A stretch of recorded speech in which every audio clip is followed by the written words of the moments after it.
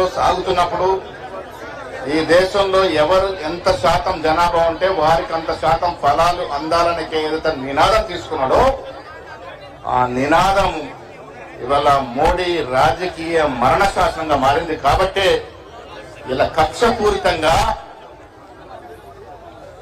National Herald paper విషయంలో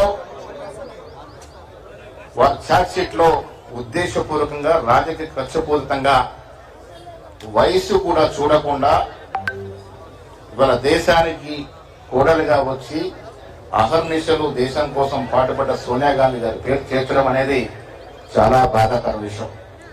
రాహుల్ గాంధీ గారు ఇవాళ దేశంలో తిరుగుతున్నప్పుడు ఈ దేశంలో కులాలకు అతీతంగా మతాలకు అతీతంగా ఎస్సీ ఎస్టీ బీసీ మైనారిటీ వర్గాలు వారెంట నడుస్తున్నటువంటి పరిస్థితిని చూసి వణుకు పుచ్చుకున్నటువంటి మోడీ ప్రభుత్వం అమిత్ షా ఛార్జ్ షీట్ లో వీరి పేరు చేర్చడం జరిగింది. తెలంగాణ ప్రజలకు ఒక వాస్తవం తెలవాలి. Associated journalist of India Nehru గారు 1937లో అంకురార్పణ చేసినటువంటి ఏజేఎల్ సంస్థ. దానికి అనుగుణంగానే నేషనల్ హెరాల్డ్ గాని, నవజీవన్ పేపర్ గాని, ఖవామి గాని అన్ని కూడా ఈ దేశ ప్రజలకి సేవలు అందిస్తూ వస్తా ఉన్నాయి. ఆ పత్రిక నష్టాల్లో ఉన్నప్పుడు బయట పోయి आपको స్పెషల్ बोलना क्या నష్టాల్లో ఉన్నప్పుడు అది కాంగ్రెస్ పార్టీ పత్రిక కాబట్టి ఇండియన్ కాంగ్రెస్ పార్టీ 90 కోట్ల రుణం ఇచ్చింది. దీన్ని కొన్నంత ఘోరంత చేసి ఇక్కడ మనీ లాండరింగ్ జరిగిందని ఒక పూచితోని 2014లో బీజేపీ ప్రభుత్వం వచ్చినాడు మొదలుకొని ఇప్పటి వరకు గాంధీ కుటుంబాన్ని బాధ పెడుతూ వస్తా ఉన్నారు. మన పేపర్కి మనం అప్పించుకున్నాం. నేషనల్ హెరాల్డ్ అనేది కాంగ్రెస్ పార్టీ యొక్క పేపర్.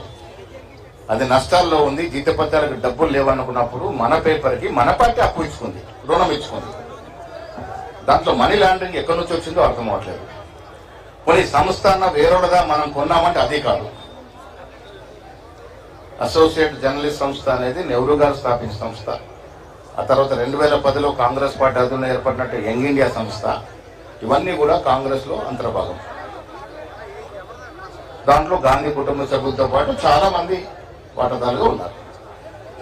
మన సంస్థ ఆధ్వర్యంలో నడుస్తున్న మన పేపర్కి మనం రుణం ఇచ్చుకుంటే వేరొళ్ళ ప్రమేయం లేదు, వేరొళ్ళకు రూపాయి ఇచ్చింది లేదు, వేరే చోట రుణం తెచ్చుకుంది లేదు, వేరొళ్ళ డబ్బు వృధా చేసింది లేదు. అయినప్పటికీ రాహుల్ గాంధీకి అడ్డుకట్ట వేయాలి. రేపు బీహార్లో ఎన్నికలు ఉన్నాయి. బీహార్లో ఎన్నికలు గెలవాలంటే ఏదో ఒక సెన్సేషన్ సృష్టించాలి.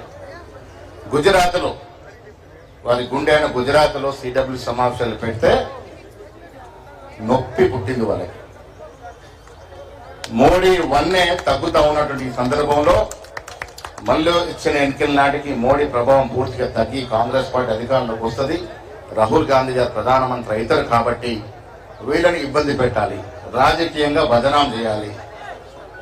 ప్రజాస్వామ్య పద్ధతులు ఎదుర్కోలేని ఇటువంటి శక్తులు, ఇటువంటి దుష్టులు ఈ కేసుల ద్వారా సోనియా గాంధీ, రాహుల్ గాంధీని భయపెట్టాలనుకుంటే అది అవివేకమే అవుతుంది.